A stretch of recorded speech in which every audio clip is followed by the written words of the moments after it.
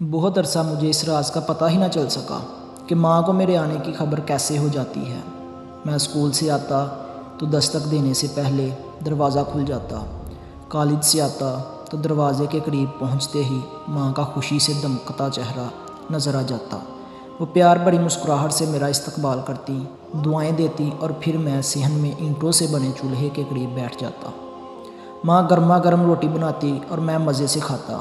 جب میرا پسندیدہ کھانا پکا ہوتا تو ماں کہتی چلو مقابلہ کریں۔ ماں روٹی چنگیر میں رکھتی اور کہتی اب دیکھتے ہیں کہ پہلے میں دوسری روٹی پکاتی ہوں یا تم اسے ختم کرتے ہو۔ ماں کچھ اس طرح روٹی پکاتی، ادھر آخری نوالا میرے منہ میں جاتا اور ادھر تازہ تازہ اور گرما گرم روٹی توے سے اتر کر میری پلیٹ میں آ جاتی۔ یوں میں 3-4 روٹیاں کھا جاتا، لیکن مجھے کبھی سمجھ نہ آئی کہ فتح کس کی ہوئی۔ ہمارے گھر کے کچھ اصول تھے، سب ان پر عمل کرتے تھے۔ ہمیں سورج غروب ہونے کے بعد گھر سے باہر نکلنے کی اجازت نہیں تھی، لیکن تعلیم مکمل کرنے کے بعد مجھے ایک اخبار میں ملازمت ایسی ملی کہ میں رات گئے گھر آتا تھا، ماں کا مگر وہی معمول رہا۔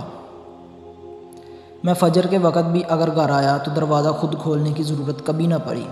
لیٹ ہو جانے پر کوشش ہوتی کہ میں خاموشی سے دروازہ کھول لوں تاکہ ماں کی نیند خراب نہ ہو، لیکن میں ادھر چابی جیب سے نکالتا، ادھر دروازہ کھل جاتا۔ میں ماں سے پوچھتا تھا آپ کو کیسے پتہ چل جاتا ہے کہ میں آ گیا ہوں؟ ماں کی وفات کے بعد ایک دفعہ میں گھر لیٹ پہنچا، بہت دیر تک دروازے کے پاس کھڑا رہا، پھر ہمت کر کے آہستہ سے دروازہ کھٹکھٹایا، کچھ دیر انتظار کیا اور جواب نہ ملنے پر دوبارہ دستک دی۔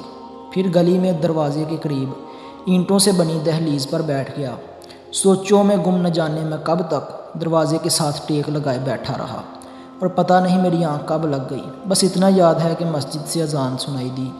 کچھ دیر بعد سامنے والے گھر سے امی کی سہیلی نے دروازہ کھولا، وہ تڑپ کر باہر آ گئی۔ انہوں نے میرے سر پر ہاتھ رکھا اور بولی پتر تیری ماں گلی کی جانب کھلنے والی تمہارے کمرے کی کھڑکی سے گھنٹوں جھانکتی رہتی تھی۔ ادھر گلی میں قدم رکھتا تھا اور ادھر وہ باغم باغ نیچے آ جاتی تھی۔ پھر انہوں نے آبدیدہ نظروں سے کھڑکی کی طرف دیکھا اور بولی پتر ہوں نے کھڑکی کدی نہیں کھلنی۔